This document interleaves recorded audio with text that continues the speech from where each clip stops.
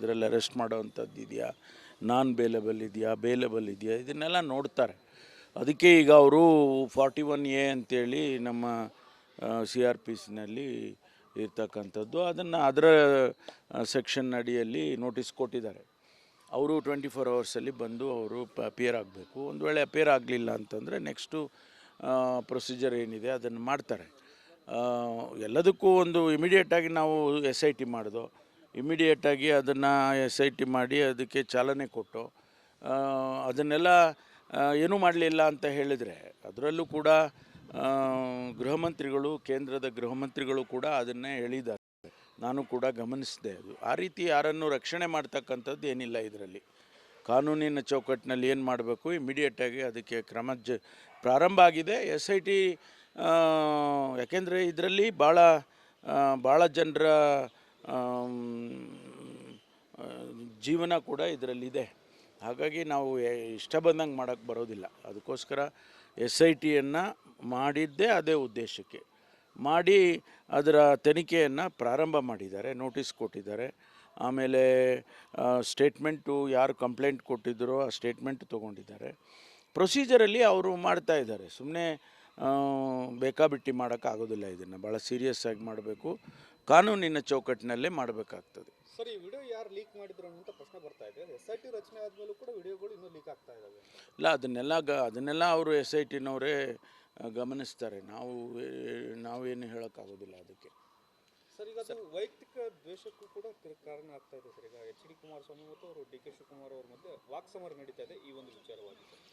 ಈ ಒಂದು ವಿಡಿಯೋ ಬಿಡುಗಡೆ ಹಿಂದೆ DK ಶಿವಕುಮಾರ್ ಅವರೇ ಇದ್ದಾರೆ ಅನ್ನೋಂಥ ನೇರವಾದಂಥ ಆರೋಪವನ್ನು ಕುಮಾರಸ್ವಾಮಿ ಅವರು ಮಾಡಿದ್ದಾರೆ ಸರ್. ನಾನು ಗಮನಿಸಿದ್ದೇನೆ.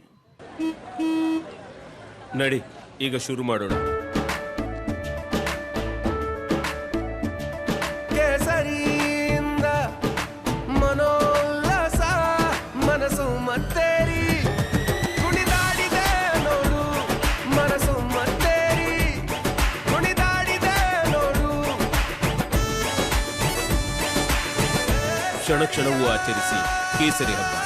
ವಿಮಲ್ ಬಾಯಲ್ಲಿ ಹೇಳಿ ಕೇಸರಿ. ಭಾಳ ಜನ ಅದ್ರ ಬಗ್ಗೆ ಹೇಳಿಕೆಗಳನ್ನ ಕೊಡ್ತಾ ಇದ್ದಾರೆ.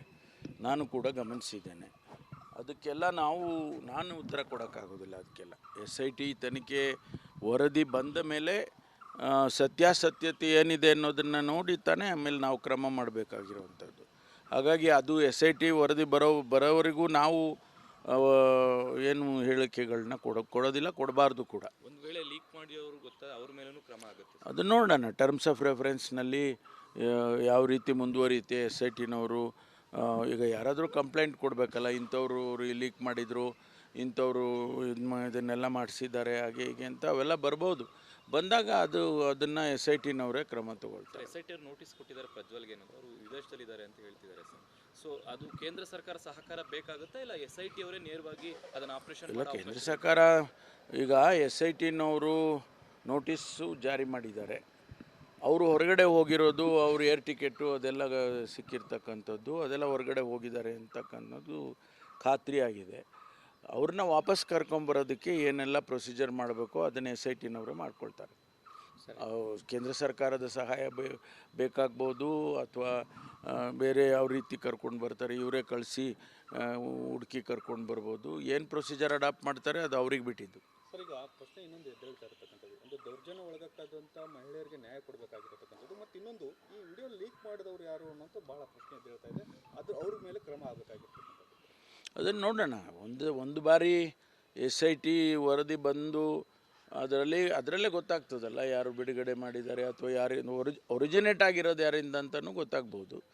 ಅದನ್ನ ಮೇಲೆ ಆನಂತರ ಕ್ರಮ ತಗೊಳ್ಳೋದು. ಬಿಡುಗಡೆ ಮಾಡಿದವ್ರ ಮೇಲೂ ಕ್ರಮ ಆಗುತ್ತಾ ಅಂತ? ಅದು ಟರ್ಮ್ಸ್ ಆಫ್ ರೆಫರೆನ್ಸು ಮೊದಲು ಇದಾಗಬೇಕಲ್ಲ.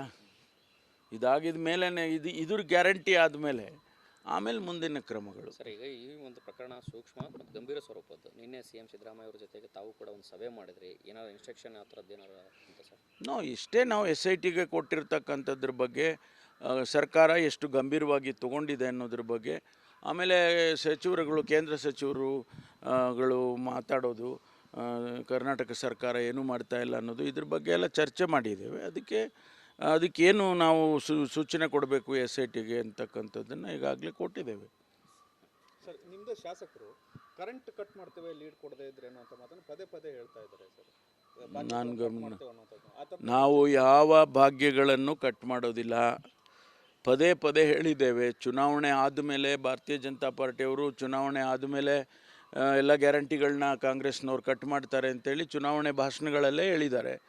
ಅದನ್ನೆಲ್ಲನೂ ನಾವು ಮತ್ತೆ ಮತ್ತೆ ಮುಖ್ಯಮಂತ್ರಿಗಳು ಹೇಳಿದ್ದಾರೆ, ನಾವೆಲ್ಲರೂ ಹೇಳ್ತಾ ಇದ್ದೇವೆ.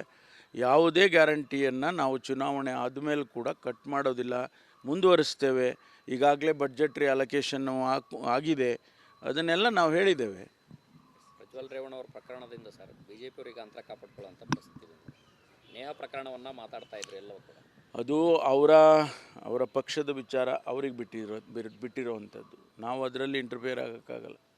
ನೀವು NDA ಅಭ್ಯರ್ಥಿ ಅಂತ ಅಟ್ಯಾಕ್ ಮಾಡ್ತಾ ಇದ್ದೀರಿ, ಬಟ್ ಅವ್ರ ಅಂತರವನ್ನು ಕಾಯ್ಕೊಳ್ತಾ ಇದ್ರೆ ಅದು JDSಗೆ ಸಂಬಂಧಪಟ್ಟಿದ್ದು ಅನ್ನೋಂಥದ್ದು.